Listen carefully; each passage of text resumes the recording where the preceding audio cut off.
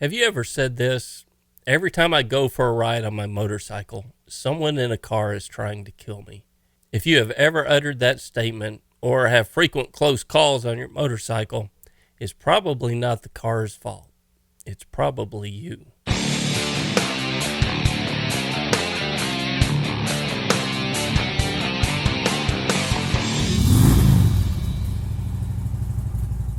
Hey, my name's Kevin, and I host a weekly show here on MCrider that focuses on road skill or road strategy to help make you a better rider.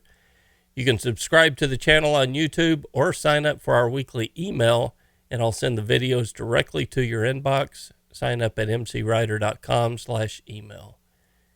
Riders complaining about cars is a common occurrence. After all, when we ride, we're much more vulnerable out on the street than the guy in the F-150. I appreciate the signs that are posted on the road encouraging riders to watch out for motorcycles and the public safety announcements that remind drivers to share the road. But when it comes to my safety on the street, I do not rely on any of those things. I rely on road skill and road strategy to help me get back home. And if I'm practicing good road strategy, I rarely have to use road skill. So when I hear a rider say that they get cut off on a regular basis, or it seems like cars are out to kill them, I would hope that the rider is willing to look at themselves and to see what they can do to remedy the situation. Many times our riding habits put us in a vulnerable position, so that one mistake from a fellow driver ends up in a crash or a close call for us. Road strategy is a huge topic. But this week, let's break it down to 3 of the most important strategies you should deploy every time you throw a leg over a motorcycle. The first is your vision skills. And vision skills are the foundation of riding a motorcycle well. Some common mistakes that riders make with their vision are tunnel vision, or not having a broad enough view of the road, target fixation, or staring at an object that you want to avoid, riding in a bubble, or not looking far enough ahead, not looking through a corner for obstacles, not looking where you want the motorcycle to go, or only looking at the vehicle in front of you. The bad news is that these are problems that are found in just about every rider. Even a rider who tries to practice looking up the road will catch themselves at times focused only on what is in their immediate vicinity. Looking through a corner becomes even more important when speeds increase, and the riders on the track often find that they're not looking far enough ahead. The good news is once you're aware of the faults, you can gradually overcome them, whether you're riding a motorcycle, driving a car, or even the passenger in a car, because being aware of the problem is half of the solution. The next is working on your vision all the time so that it feels unnatural if you slide back into old habits. Constantly remind yourself as you're riding with these phrases. Look further up the road. Look where you want to go. How well can I see right now? Can I see far enough up the road to avoid the obstacles in it? While sitting in the passenger seat of a car, look up the road. How much can you see? Are you too close to the car in front?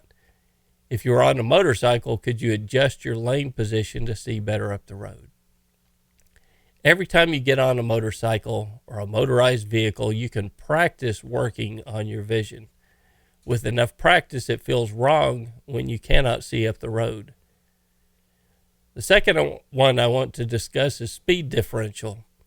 Now notice I didn't say speeding, I said speed differential, and there's an important difference, and let's look at those differences. If you're out riding on a country road and the speed limit is 65 miles per hour, you should be riding in the vicinity of 65 miles per hour. There's a reason that speed limits are set, especially when approaching a curve on a lot of these 2-lane country highways. The speed posted on the sign prior to the corner will give you a good idea of the type of corner that you're approaching, and it's a wise move to pay attention to it. Now let's look at our motorcycle and ride on many of the highways in the Dallas-Fort Worth area. Speed limits may still be 65 miles per hour, but the traffic around you is going 75 to 80 miles per hour, and there's a lot of traffic. If you ride slow, even in the far right-hand lane, in my opinion, you're at greater risk than riding with the flow of traffic at 75 miles per hour. So speed differential is best defined by your speed in relation to the traffic around you. If you're flying through traffic at 30 miles per hour faster than anyone around you, you increase your risk. By the same means, if you're poking along in the slow lane at 30 miles per hour slower than anyone else around you, you've also increased your risk. It's not the speed as much as it is the difference in your speed with all of the other drivers on the road that causes the greater risk. If you ride too fast or you ride too slow, it will seem that all the other cars are out to get you. But there's something you can do about it. Try to keep the speed differential in check and ride with the flow of traffic. If the highway speeds are faster than you feel safe riding, find an alternate route. That leads us to our third important road strategy, and it relates to the other two, and that's following too closely. Maintaining a good following distance is one of the most important road strategy techniques that you can employ, and it relates directly to the first two techniques that we've already mentioned. If you do not have a good following distance, it's very difficult to use your eyes properly. For one, you can't see well up the road because the close vehicles block your vision. And second, you're so close that there's not a millisecond to spare if something goes wrong in front of you. This forces you to pay attention too much to the car in front because it's a real and imminent threat. Also, following distance is affected by our speed differential. I said earlier that you should ride with the flow of traffic. Notice I didn't say ride in the flow of traffic. If you get on the highways here in DFW, cars are bumper to bumper going 75 to 80 miles per hour, and they tend to drive and ride in small clumps or packs. If you're in the middle of one of those on a motorcycle, you're a crash waiting to happen.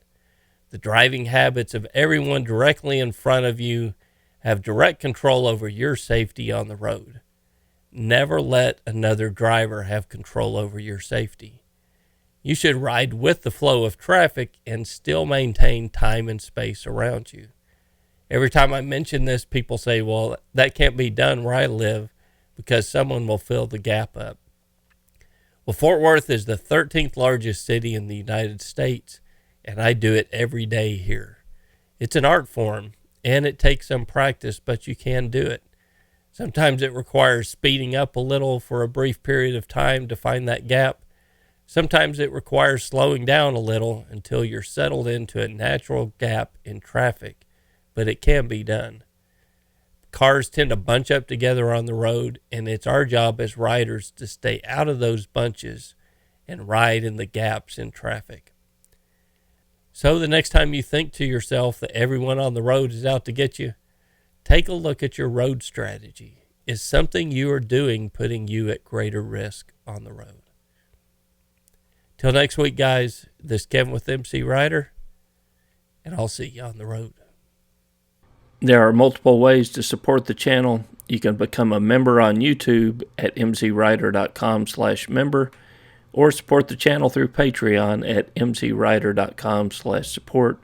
Either way, you'll get full access to the forum and the field guides, which will further the training that we release here on a weekly basis.